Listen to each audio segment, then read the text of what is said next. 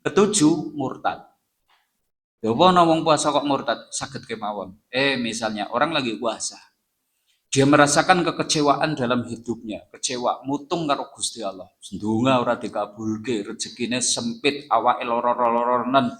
Dia kemudian wis aku metu wae kok agama Islam ora sudi gon ibadah. Batal Pak puasane karena dia statusnya gimana? Murtad. Atau bisa juga murtad itu karena perbuatan. Lagi puasa, neng ada orang mungkin sujud-sujud kepada batu atau mungkin pohon besar dalam rangka apa? Takdim, pengagungan kepadanya. Ya sudah, ini dianggap batal keislamannya. Kalau lagi puasa, yuk puasanya berarti batal. Atau juga murtad karena pemikiran, akidah, keyakinannya itu berubah. Aslinya niku yakin Gusti Allah niku ahad. Barang terpengaruh mungkin bacaan-bacaan koyone kok sing bener trinitas loh, bahwa Tuhan itu ada tiga unsur. Dia berubah di keyakinannya. Bisa membatalkan keislamannya. Kalau Islamnya batal ya berarti batal juga puasanya. Nah, jika kemudian dia kok berpikir ini, wah aku tak tobat lah, tak melebu Islam mana, berarti hari-hari di mana dia itu tadi tidak puasa nanti harus dipotong. Seperti itu Om Muslim. Assalamualaikum warahmatullahi wabarakatuh.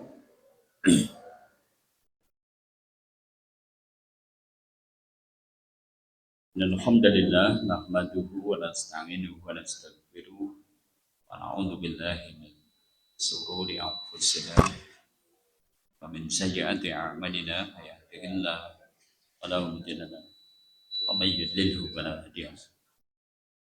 Asyhadu an la ilaha illallah wahdahu la syarika lah wa asyhadu anna Muhammadan abduhu wa rasuluh. Allahumma shalli wa sallim wa barik ala Muhammadin wa ala alihi wa ashabihi wa man tabi'ahum bi ihsanin ila yaumiddin. Amma ba'du. Fa ya ibadallah usikum wa iyaya bitaqwallah.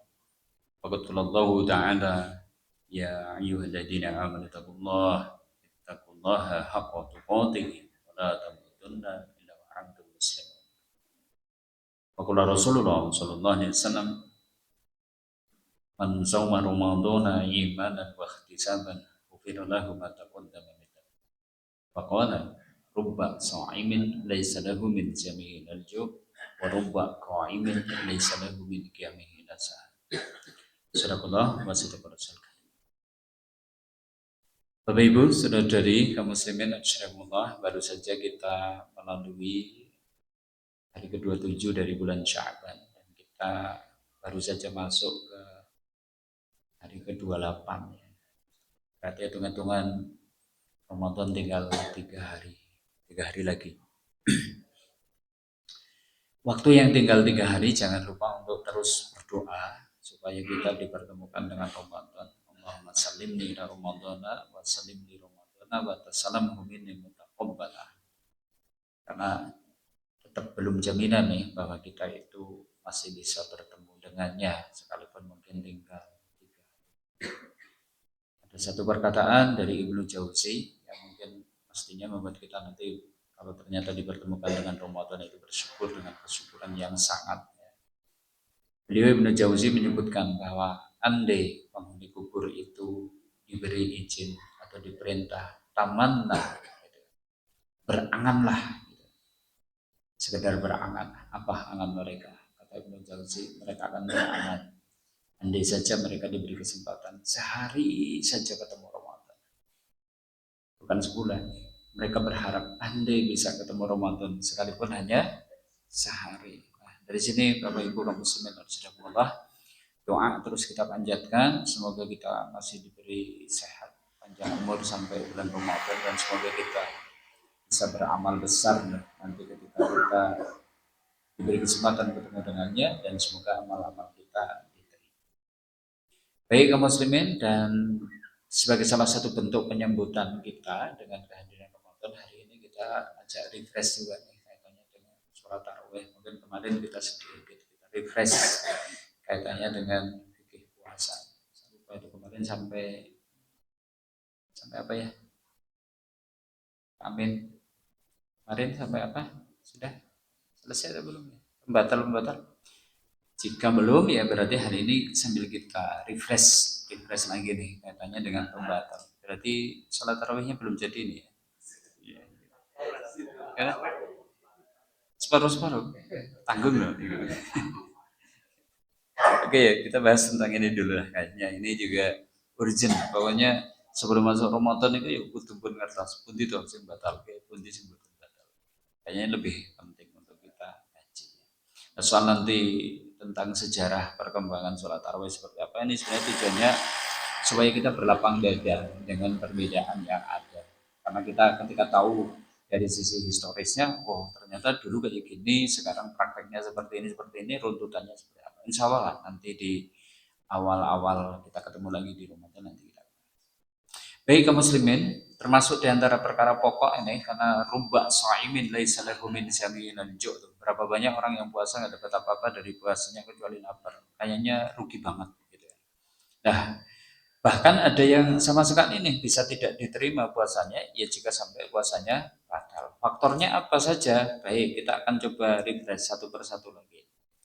Satu ini yang pembatal puasa yang pertama ini, makan dan minum disengaja. Gimana? Yang pertama, kalau tidak sengaja, ya nggak masalah, karena Nabi bersabda seperti itu. Ini dalam Sunan At-Tirmidzi disebutkan itu.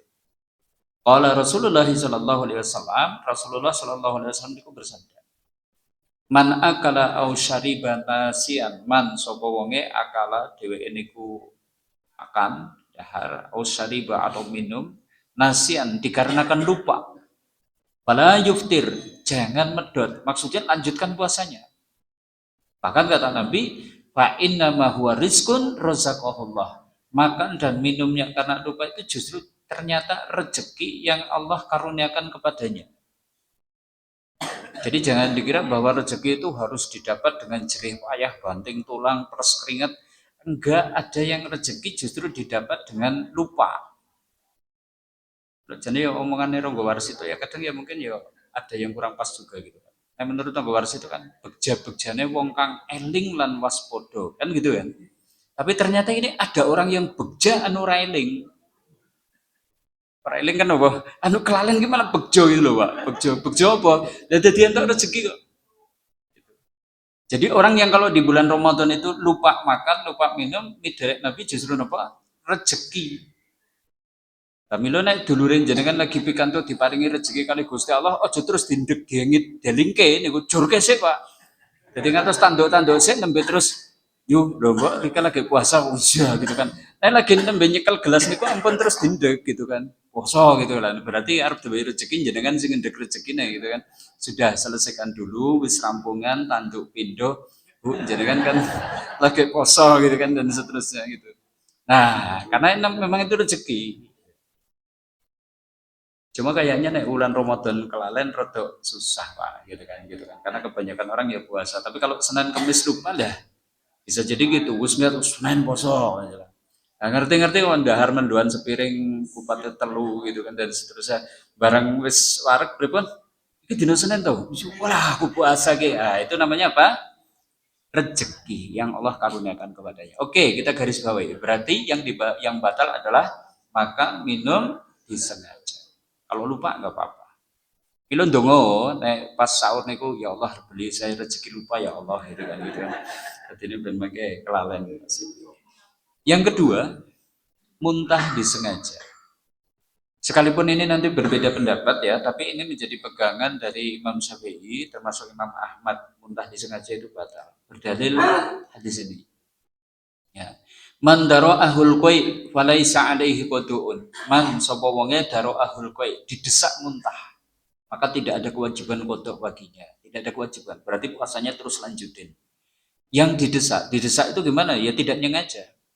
Mungkin kita melakukan perjalanan, gitu kan. Senang wong desa biasanya numpake telompak kol bukaan, lho iki numpake Fortuner, gitu kan. Asenan meneh. Paling Karangkobar wis kena nikang-nikung-nikange kong hoak hae. Nah ini enggak batal yang seperti itu. Kenapa? Didesak. Naik kapal feri juga seperti itu. Pengalaman dulu pernah kayak gitu. Gaya numpak kapal pengen lihat dari lambung nonton laut gitu. Walah malah kemleyengnya pol-polan, jebul desa gitu kan, jebul desa gitu kan, jebul wong gunung gitu ketahuan. Nah, yang seperti itu masuk kategori daro ahul koi, didesak muntah, tidak batal. Nah, terus waman istaqa'a amdan, adapun orang yang muntahnya itu amdan, disengaja, mungkin dengan memasukkan jari itu ke tenggorokannya supaya isi perut dikeluarkan, fal yakti, maka hendaknya dia mengkodok. Artinya puasanya itu batal. Dan ini menjadi pegangan dari Sufyan Ats-Tsauri, Imam As-Syafi'i, Imam Ahmad, dan Ishaq bin Rawahah seperti itu. Nah, segolongan ulama berpendapat bahwa hadis ini tidak sampai kepada derajat sahih. Makanya baik muntah sengaja maupun tidak sengaja, segolongan ulama berpendapat ini tidak batal. Ya cuma karena di negeri kita kebanyakan bermadhab Syafi'i, memang pakailah pegangan yang ini bisa muntah disengaja. Ini yang kedua, kaum muslimin. Yang ketiga, pembatal yang ketiga nih, bersenggama, jima. Saya dipahami? Ada bujang-bujang? Aduh, iya, jelas kayak gitu. Tapi ini penting untuk didefinisikan. Bersenggama itu maksudnya gini. Jika kelamin ketemu dengan kelamin, sampai kemudian kalau diibaratkan itu timba masuk ke dalam sumur, saya dipahami ya. Hitan ketemu hitan sampai diibaratkan timba masuk ke dalam sumur, arep mlebune pisan kayak arep ngantek rampung apa ora, itu namanya sudah berhubungan badan dan itu batal. Bisa dipahami nggih? Sekalipun nggak selesai gitu. Itu batal. Nah, dalilnya ini dalam Sahih Al-Bukhari. Jadi diceritakan begini, Ja'a rajulun ila Nabi sallallahu alaihi wasallam. Satu saat ada seorang laki-laki sowan dumateng Nabi sallallahu alaihi wasallam. Faqala kiambaipun lajeng matur. Innal akhiru waqa'a ala imra'atihi bi Ramadan. Ketiwasan ya Rasulullah kula niku dolanan kali bojo kula malah bablas teng wulan Ramadan. Geleweh ning suwe-suwe pripun? Bablas. Bablas dalam tanda petik ya, kaitannya dengan ini. Nah, orang ini cerita seperti itu maksudnya apa? Nggih nyuwun fatwa dumateng Nabi tentang status puasanya karena ini dilakukan di siang hari di bulan Ramadan. Apa jawaban Nabi? Nabi lajeng ngendika niki. Atajidu matuharriru raqabah. Sampean isora memerdekakan budak. Nah, kalimat ini menunjukkan bahwa puasa orang itu batal, wajib qadha dan ada dendanya. Karena ini menunjukkan dosa, ada dosa besar di situ. Ada kafarotnya. Kafarotnya itu apa? Tuhariru raqabah, membebaskan budak. Mungkin ada yang nggak paham ya, budak ini maksudnya piye toh, gitu kan? Karena kita lahir dan besar ya bukan di zaman perbudakan. Jadi saya ceritakan begini, Kom. Jadi perbudakan itu bukan ajaran Islam. Cuma Islam datang, manusia itu sudah mengenal perbudakan itu udah ribuan tahun. Budak itu muncul kapan? Ketika ada suatu negeri dikalahkan dalam peperangan oleh negeri lain, maka negeri yang dikalahkan itu wanita dan anak-anaknya itu jadi budak bagi negeri yang memenangkan. Dan nanti mereka dibagi-bagi, Pak, kepada para pejuang atau para tentara yang ikut berperang, ya nanti dapat bagian ini, dapat bagian budak anak-anak dan juga perempuan-perempuannya. Makanya dulu orang Arab jahiliyah itu paling tidak suka punya anak perempuan itu bukan apa-apa, karena mereka tidak suka kalau nanti mereka kalah dan anaknya jadi budak. Bagi mereka malu banget. Makanya ketika lahir kok lahir anak perempuan, waduh resiko, sumbernya kalah berarti anakku dari budak terus seperti dhisik. Nah, budak ini beda dengan pembantu. Kalau pembantu itu betul-betul profesional, dia itu kerja, dapat gaji, punya hak atas dirinya, bisa berkeluarga, punya aset. Budak itu enggak. Budak itu aset, justru budak itu aset. Tidak punya hak atas dirinya, tidak punya hak untuk memiliki aset kekayaan gitu dan seterusnya. Bahkan anda dia muslim, dia tidak berkewajiban untuk sholat jamaah. Dia itu harus justru khidmat kepada majikannya. Sama majikannya nanti seperti komoditas barang dagangan bisa diperjualbelikan. Nah, dulu makanya ada pasar budak, jual beli budak. Itu ada.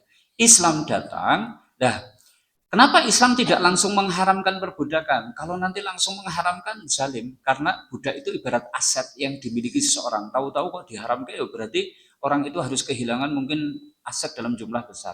Cuma Islam sangat menganjurkan orang beriman itu untuk memerdekakan budak. Nah, salah satu wujudnya banyak perkara dosa dalam Islam, tebusan atau kafaratnya itu adalah memerdekakan budak. Salah satunya ini.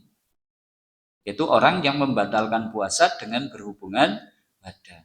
Maka puasanya batal, wajib qadha dan ada kafarotnya. Kafarotnya apa?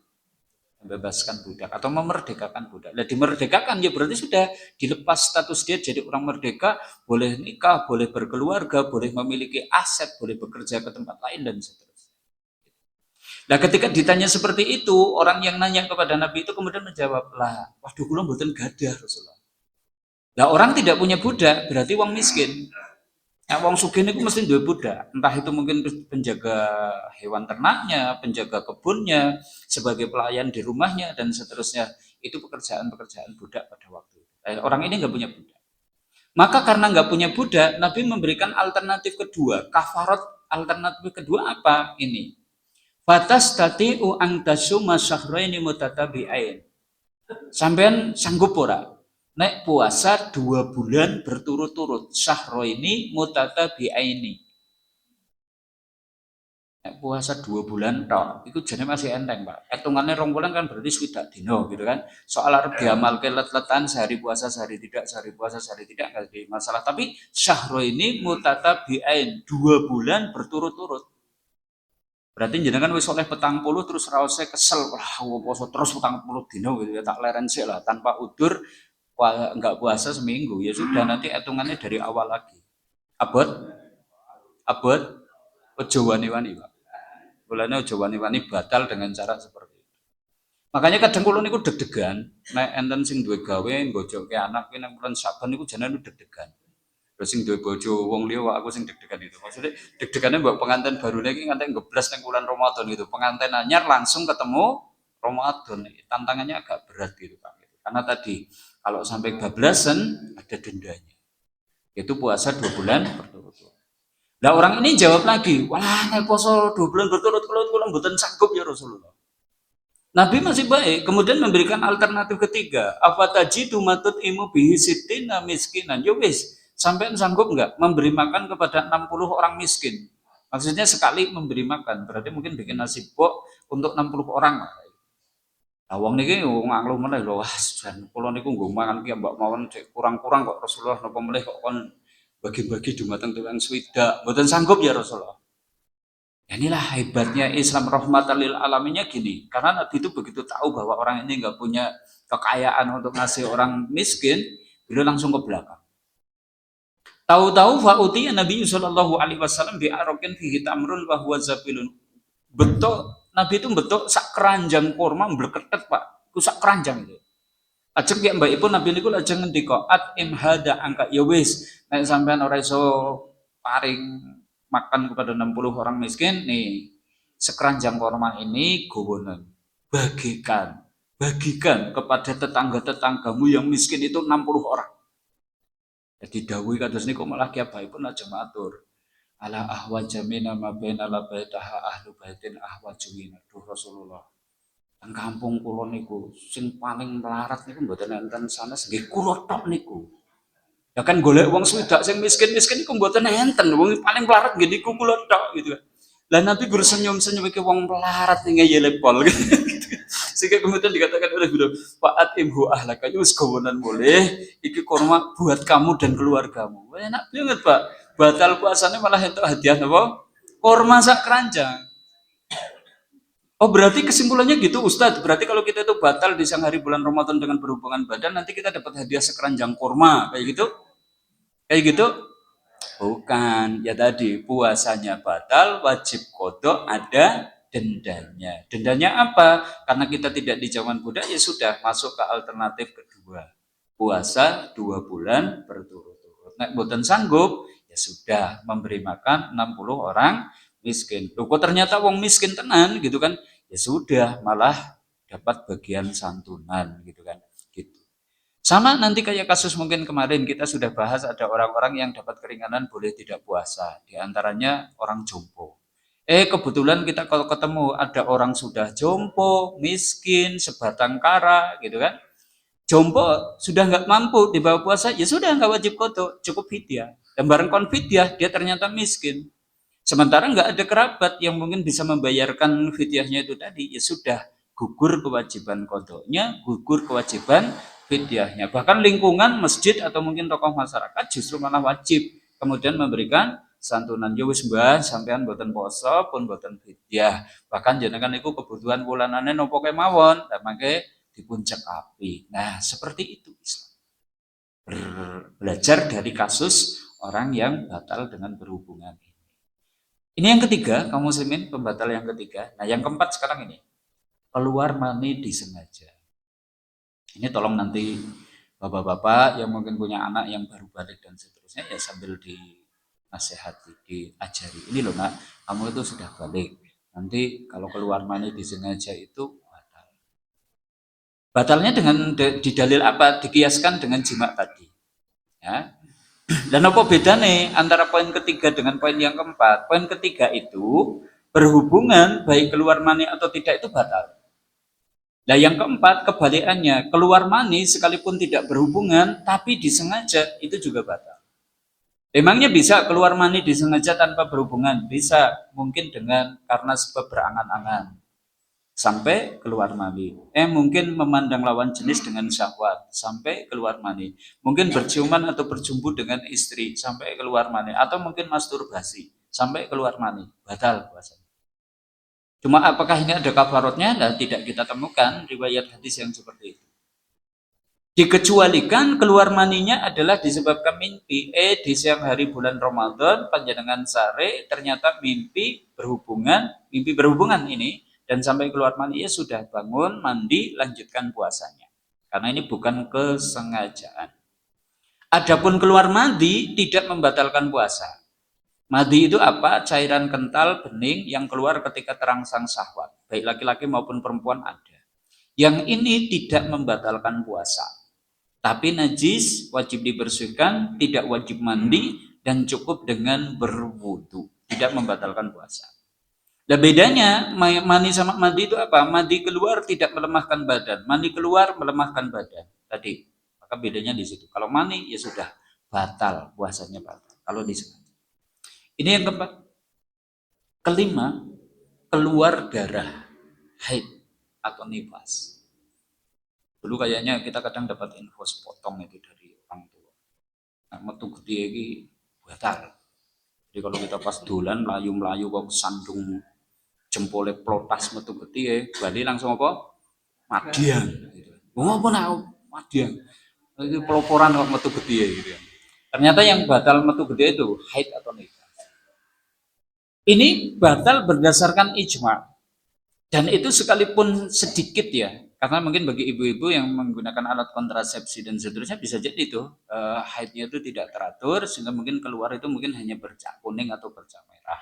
Nah, bercak kuning atau bercak merah yang keluar di hari-hari haid yang biasa ibu dapatkan itu masuk kategori haid. Bercak kuning yang keluar di hari-hari suci maka tidak diperhitungkan. Tapi kalau misalnya biasa tanggal 10 haid, ini kok tanggal 10 kok munculnya cuma bercak kuning atau bercak merah, ya sudah itu haid. Artinya sekalipun sedikit. Ketika puasa ya berarti batal. Nah, termasuk andai keluarnya itu sesaat menjelang buka puasa, sedikit dan kurang 3 menit wae jane wis arep adzan maghrib. Genah kawit subuh nganti tekan maghrib niku jane ya wis nahan ngelih lah jan garek arep deng maghrib dadak keluar darah haid. Gimana? Batal Ibu? Batal. Sok bayar utangnya 3 menit apa sedino? Gimana? Ya hari itu dihitung puasanya batal. Sama kayak sholat. Sholat misalnya jenengan sholat isya gitu kan. Rakaat pertama sing diwaca anaba, rakaat kedua sing diwaca anajiat. Dawa to? Jan bareng pas rakaat papat wis tahiyat garek salam, nembe arep mengo sithik wae dut. Saya tanya, sholatnya batal enggak? Sujud sahwi pengulang sholat? Sujud sahwi pengulang sholat? Ngulang, mboten cukup sujud sahwi. Nek kon ngulang, anaba kali anaziat meneh? Ora, kayaknya gatek main kulhu mesti golek cepet ya. Pak mesti pas mocone dawa-dawa gitu kan. Anaziat sama anaba malah nembe arep salam gawe dadakan batal gitu. Nah, maka puasa pun seperti itu. Ya termasuk nanti nifas, segolongan ulama itu berpendapat darah yang keluar sebelum persalinan, tapi kok disertai kontraksi sudah dihitung nifas. Berarti nanti nggak boleh puasa, gitu kan? Misal nih, ternyata ada seorang wanita hamil yang sudah HPL misalnya, sudah pembukaan 3, kemudian sudah keluar darah, berarti disertai kontraksi. Ya sudah, itu sudah dihitung nifas. Sekalipun persalinannya pembukaan 10 itu mungkin ternyata 24 jam lagi atau besok. Maka sejak dia keluar darah tadi sudah masuk kategori nifas. Tidak boleh puasa, tidak boleh sholat, dan seterusnya. Begitu, ini kaitannya dengan keluar darah haid atau nifas. Kemudian yang keenam, Edianu matu-matan itu ya batal. Ngapunten lho, ngapunten iki. Jadi syarat wajib puasa itu kan waras berakal. Berarti kalau ada orang kok ternyata kambuh-kambuhan tidak waras, ya ora warasnya ke tanggal telu kok tanggal papat gitu loh Pak, gitu pas dep kolektor itu golek-golek gitu kan gitu. Terus kenapa upaya ngangsur itu koleng gitu kan. Itu kambuh misalnya sakit jiwanya. Berarti gimana? Puasanya batal. Bareng diobati telung dinten kok ternyata kemudian kembali kepada sehatnya. Ya sudah, berarti 3 hari itu besok ketika sehat kemudian dikodok. Tapi tadi ketika kambuh itu berarti dia itu batal puasanya. Ini yang keenam. Ketujuh, murtad. Dawa wong puasa kok murtad, sakit kemawon. Misalnya orang lagi puasa, dia merasakan kekecewaan dalam hidupnya, kecewa, mutung karo Gusti Allah. Ndonga ora dikabulke, rezekine sempit, awake loro-loronen. Dia kemudian wis aku metu wae kok agama Islam ora sudi gon ibadah. Batal Pak puasane karena dia statusnya gimana? Murtad. Atau bisa juga murtad itu karena perbuatan. Lagi puasa, neng ada orang mungkin sujud-sujud kepada batu atau mungkin pohon besar dalam rangka apa? Takdim, pengagungan kepadanya. Ya sudah, ini dianggap batal keislamannya. Kalau lagi puasa, yuk puasanya berarti batal. Atau juga murtad karena pemikiran, akidah, keyakinannya itu berubah. Aslinya niku yakin Gusti Allah niku ahad. Barang terpengaruh mungkin bacaan-bacaan, koyone kok sing bener trinitas ya, bahwa Tuhan itu ada 3 unsur lah. Dia berubah di keyakinannya. Bisa membatalkan keislamannya. Kalau Islamnya batal ya berarti batal juga puasanya. Nah, jika kemudian dia kok berpikir ini, wah aku tak tobat lah, tak melebu Islam meneh. Berarti hari-hari di mana dia itu tadi tidak puasa, nanti harus dikodok. Seperti itu Om Muslim. Ini yang ketujuh. Ya, yang kedelapan, nah ini adalah pembatal-pembatal lain, nanti ulama ada perbedaan pendapat tentangnya. Contohnya ini, mendapatkan tambahan darah, transfusi, maka ini membatalkan. Karena darah itu nanti sifatnya seperti nutrisi makanan. Orang anemia, kekurangan darah, sehingga mungkin butuh sampai kadarnya mungkin parah, mungkin butuh jok. Itu nanti sama dengan dapat nutrisi makanan atau minuman. Maka ini membatalkan jumhur. Sama juga infus. Karena ini fungsinya juga orang bisa bertahan tidak makan, tidak minum kalau dapat infus. Mungkin ada orang komitmen pokoknya aku loro ning aku harap tetap puasa gitu kan daripada sumben kodok malah habot. Bareng yang mlebu ning rumah sakit harus omnam kemudian diinfus ya sudah batal. Kemudian ini injeksi. Cuma jumhur ulama berpendapat ini tidak membatalkan. Suntikan, entah itu suntikan KB atau suntikan yang lain, ini tidak membatalkan. Jumhur. Mungkin sebagian yang ada yang menganggapnya batal. Yang keempat ini, niat berbuka. Ini membatalkan. Karena esensi dari ibadah itu adalah berlangsungnya atau masih kokohnya niat. Makanya ketika ada orang kok sholat, kok kemudian sudah berniat, wis pokoknya mengkono ono suara assalamualaikum, aku tak batal ke sholat gitu. Kan ini kan berarti sebenarnya niatnya tanggung-tanggung. Gitu. Dan ini dalam kasus buka itu gimana? Itu kasus puasa. Misalnya begini, tanggal 10 Ramadan jenengan niku pikantuk tugas ke Jakarta. Wis niatnya pokoknya berangkat pagi sampai di sana Jakarta kemudian nginep. Dan malam hari sebelum berangkat niku jenengan pun niat wis pokoknya aku harap tetap puasa sekalipun neng Jakarta. Padahal perjalanan ke Jakarta boleh tidak puasa? Boleh. Malam harinya dia tetap kuat. Bulet. Aku tetap harap puasa. Timbang suben nyarutang ya betepol gitu kan. Maka berangkatlah dia naik Sinar Jaya jam 7 gitu kan. Pagi berangkat. Mantep puasa.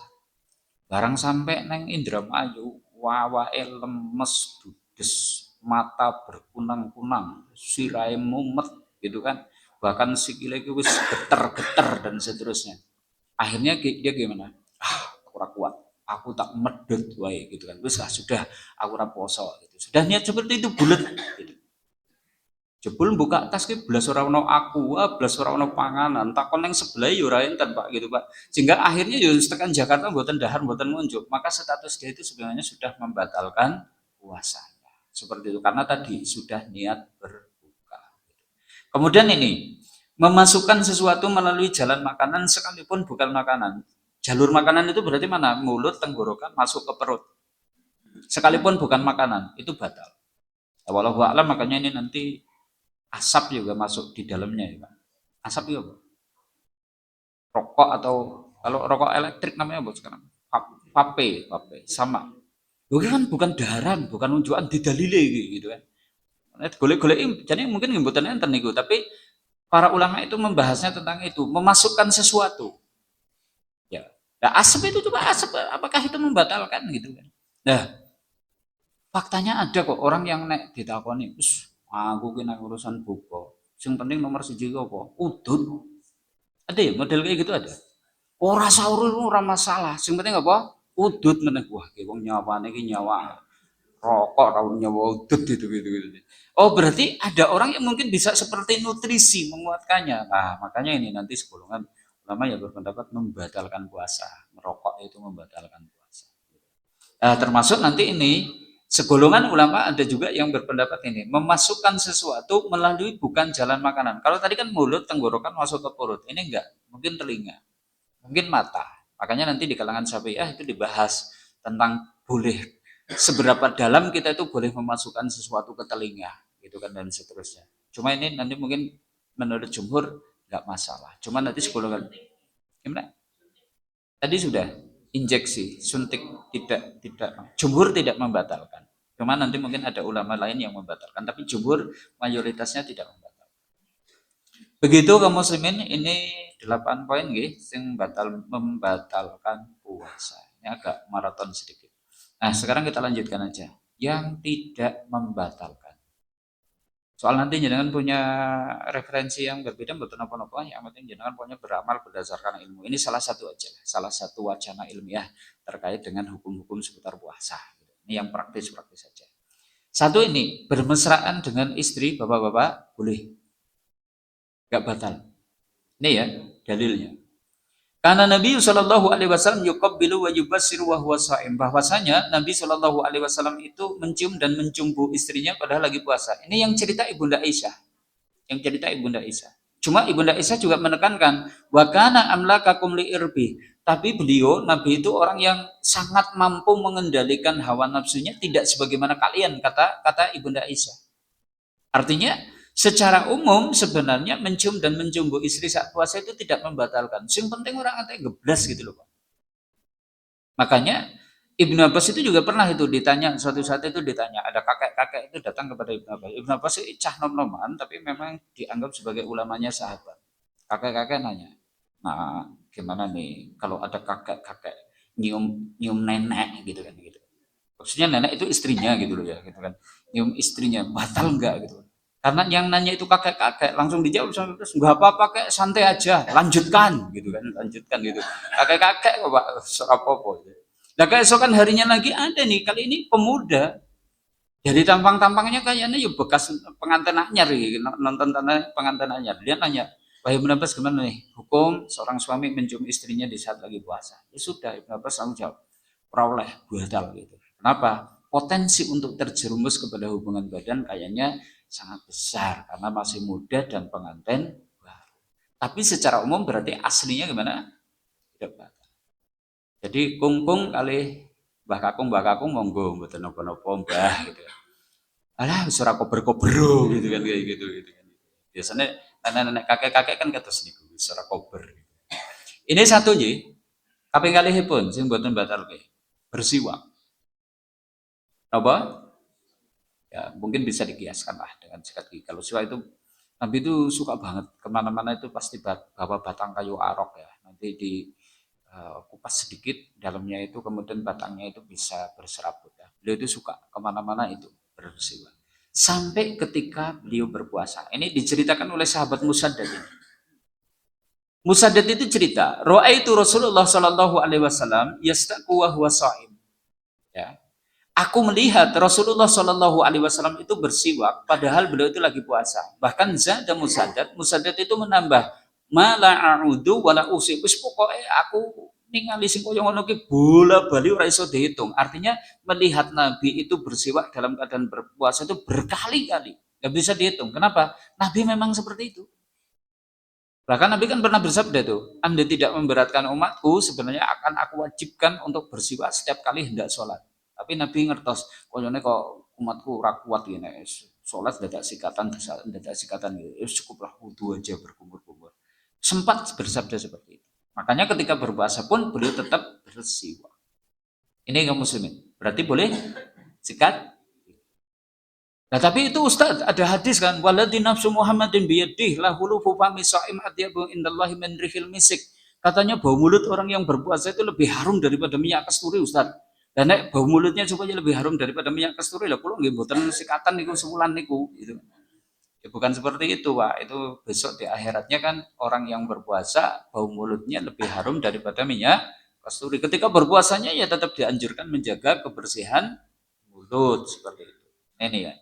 Nah, kemudian gimana nih kalau pakai odol? Nah, ini ada fatwa menarik ya. Nanti sepakat atau tidak sepakat silakan. Ini fatwa dari Syekh Abdullah bin Bas, Dewan Ifta ya, Kerajaan Saudi. Tidak mengapa. Ya, yang penting tetap menjaga agar tidak ada yang tertelan. Itu kenapa? Karena secara umum ya Nabi menganjurkan kita untuk menjaga kebersihan mulut. Bahkan tadi kalau saja tidak memberatkan umatku, pasti aku perintahkan mereka bersiwak setiap sholat. Jadi menjadi dalil. Cuma kadang pasta gigi terlalu manis dan minnya kadang juga terlalu kuat, bahwa itu mungkin mempengaruhi, ya mungkin sebagai kehati-hatian, mendingan sekedar bersikat gigi tidak apa-apa. Tapi pakai odol mungkin tadi butuh diwaspadai. Karena ini fatwa ya, fatwa. Tidak menjadi sebuah kesepakatan para ulama. Begitu kaum muslimin. Yang ketiga, mengguyur air ke kepala ketika puasa boleh. Karena ada riwayat gitu. Laqad ra'aitu Rasulullah sallallahu alaihi wasallam bil ardi yasubu ala rasil ma. Sungguh aku melihat Rasulullah sallallahu alaihi wasallam di tempat pemandian yasubu ala rasihil ma, menuangkan air ke kepala beliau wa huwa shaim, padahal beliau dalam keadaan puasa.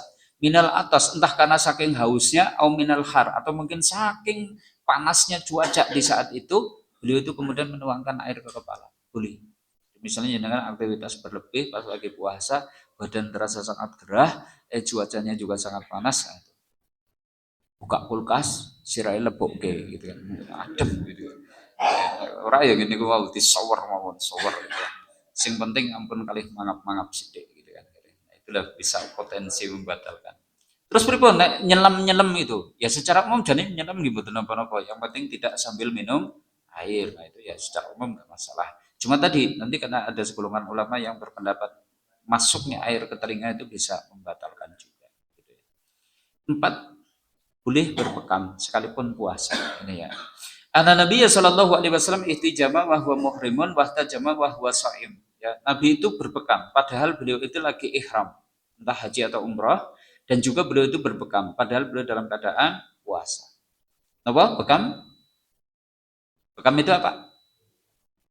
Itu kan ada metode pengobatan dalam Islam dengan cara dikop di titik-titik tertentu. Ya, ada umul mugis dan seterusnya, mungkin titik ginjal, titik paru-paru, titik jantung dan seterusnya. Nah, bekam itu ada dua, kering sama basah. Keringnya cuma dikop aja. Tapi kalau basah ya berarti nanti sambil dikeluarkan darahnya. Mungkin dengan dilancet, ditusuk-tusuk pakai jarum, atau dengan sayat, metode sayat juga bisa. Sayat tipis-tipis gitu. Dan nanti kemudian dikop lagi supaya darah di permukaan yang kotor itu dikeluarkan. Dan itu cukup efektif mengobati beberapa jenis penyakit. Karena itu memang ditetapkan secara syariat pengobatan dalam Islam diantaranya itu dengan hijamah. Dan ini tidak membatalkan jika dilakukan ketika puasa bagi orang yang sudah biasa. Nah, bagi orang yang tidak terbiasa dikeluarin darahnya nanti kok dimungkinkan pingsan dan seterusnya, ya tidak boleh. Nah, tentang berbekam ini, segolongan ulama kemudian mengkiaskannya bolehnya donor darah bagi orang yang memang sudah terbiasa, diambil darahnya satu ampul, mungkin tidak ada masalah, ya silahkan saat berpuasa tetap boleh juga donor darah dan tidak membatalkan puasa. 5. boleh masih dalam keadaan junub padahal sudah masuk waktu subuh. Misalnya itu tadi malamnya berhubungan badan, bangun-bangun ternyata sudah, bahkan orang sudah sholat subuh pulang gitu dan seterusnya. Maka gimana nih, puasa atau enggak? Nah, ada satu riwayat yang membicarakan tentang itu dalam Sahih Muslim. Ana Marwana arsalahu ila Ummi Salamah radhiyallahu anha yas'alu an rajulin yusbihu junuban ayasum. Ini jadi suatu saat Marwan bin Abdul Malik, seorang khalifah di masa kepemimpinan Bani Umayyah, mengutus utusan untuk menemui Ummu Salamah. Ummu Salamah itu berarti janda atau istri Nabi Shallallahu Alaihi Wasallam sepeninggal beliau. Untuk menanyakan tentang seorang laki-laki yang di waktu subuh masih dalam keadaan junub, apakah dia berpuasa? Maka dijawab oleh Ummu Salamah, karena Rasulullah Shallallahu Alaihi Wasallam yusbihu junuban. Bahwasanya Rasulullah juga pernah di waktu subuh dalam keadaan junub min jima'in, karena hubungan badan, lamin hulumin, bukan karena mimpi. Sumala yuftir, beliau ternyata tetap berpuasa walayakti dan tidak mengkodok. Artinya boleh masih dalam keadaan junub sekalipun sudah masuk waktu subuh, tetap puasa. 6. Masih boleh istinsyak. Apa istinsyak? Ini kesunahan dalam wudhu ya, menghirup air ke hidung. Jadi wudhu itu kan ada rukun yang memang wajib dilakukan. Kemarin sudah kita ingatkan. Apa saja rukun wudhu?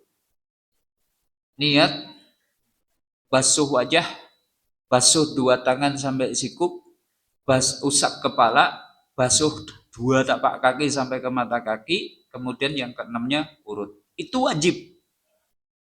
Adapun bersih-bersih tapak tangan, bismillah kemudian bersih tapak tangan, sunnah. Ya. Kumur-kumur, sunnah. Istinsyak, sunnah. 3 kali setiap gerakan, sunnah. Mendahulukan kanan, sunnah. Bisa dipahami? Berarti salah satu sunnah itu apa? Istinsyak. Dan Nabi pernah pesan, balik fil istinsyak, perdalam ketika istinsyak. Jadi ketika istinsyak kita itu kumpulin air, hirup, suruh perdalam sebenarnya. Illa antakuna so'iman, kecuali kalau kamu dalam keadaan puasa. Berarti tetap istinsyak nggak apa-apa, tapi jangan dalam-dalam. Karena menurut Imam Malik dan Imam Abu Hanifah, kalau sampai tertelan, puasanya batal. Tapi menurut Imam Syafi'i, kalau tidak sengaja ketelan nggak apa-apa. Istinsyak masih boleh. Termasuk boleh berkumur-kumur itu boleh. Nggak usah khawatir. Wah, ini budune pripun Ustaz nek lagi puasa niku kumur-kumur napa mboten? Ada satu riwayat nih. Ini Umar bin Khattab cerita. Jadi Umar itu belum tahu hukum mencium istri ketika puasa. Tadi kita sudah membahasnya di depan. Hasastu yauman faqabaltu wa ana shaim. Suatu saat ya saya itu mencium. Tapi kula niku mboten genah Ustaz, nek mboten nganti rong mangkok niku jenenge mboten genah niku. Niku buat asin apa dereng. Niku jenenge mboten nyicipi, niku kemaruk gitu kan. Nek kemaruk mbatalke puasa niku. Nah, Hasan Al-Basri itu disebut-sebut, padahal beliau itu ahli dalam urusan halal haram, beliau ulama dari kota Basra. Beliau itu biasa mengunyahkan makanan untuk cucunya, jadi dikeruyuke dan makanya terus didulangke kepada cucunya. Padahal beliau dalam keadaan puasa. Pun jangan malu-malu nih ngelek separuh gitu dan seterusnya itu tadi batal. Nah ini semua adalah rusuh, termasuk salasma. Ngelek salasma itu ya kadang mungkin susah dihindari. Apa salasma? Apa salasma itu? Umbel gitu loh Pak, riak gitu. Mungkin pas lagi watuk pun lagi pilek gitu kelek gitu Pak, gitu kan. Buatan batal tau Ustaz. Aku letak ngelek kata-kata monggo gitu nek gelem gitu kan gitu. Ini 8. 9, mimpi basah saat puasa. Ini tadi karena ini tidak kesengajaan, maka mandi lanjutkan puasanya. Termasuk yang ini menambal dan mencabut gigi selama tadi mungkin obat dan darah tidak sampai ketelan, ini masih dimaafkan. Begitu Pak. Ini nyuwun ngapunten ngebut karena kayaknya ini jumpa terakhir ini sebelum masuk Ramadan. Harapannya yo hari Sabtu kita sudah tahu oke sing batalke niki sing mboten batalke. Sehingga nanti kita ketemu dengan ibadah puasa ya tenang gitu. Oh, ini tidak batal, oh, ini enggak apa-apa dan seterusnya. Begitu saja mungkin. Oke, nanti kekurangan-kekurangan nantilah sambil nanti perjalanan materi di bulan Ramadan. Cukup? Oke. Ya tadi, kalau kita ambil pendapat yang memasukkan sesuatu tidak melalui jalan makanan, maka kalangan Syafi'iyah berpendapat bisa membatalkan. Seperti itu. Tapi jumhur secara umum boleh membolehkan. Gitu. Ini wilayah-wilayah yang memang ada khilafiyah. Termasuk tadi ini, kalau tadi jenengan kok ternyata punya referensi yang berbeda dengan ini nggak masalah. Ini karena urusan fikih itu biasanya ya banyak perbedaan pendapat. Kita berlapang dada aja. Gitu ya, Ibu. Itu aja dulu dari kami, Gungi Mapunten, mugi-mugi kula panjenengan tasih saged pinaringan kasugengan, sehat sampai Ramadan nanti. Semoga kita bisa beribadah di dalamnya, diberi taufik untuk beramal di dalamnya, dan semoga amal-amal kita diterima oleh Allah Ta'ala. Amin ya Rabbal Alamin. Monggo kita pungkasi kanthi doa kafaratul majlis. Bismillahirrahmanirrahim. Subhanakallahumma wa bihamdika asyhadu an la ilaha illa anta astaghfiruka wa atubu ilaik. Wa sallallahu ala nabiyyina Muhammad walhamdulillahi rabbil alamin. Assalamualaikum warahmatullahi wabarakatuh.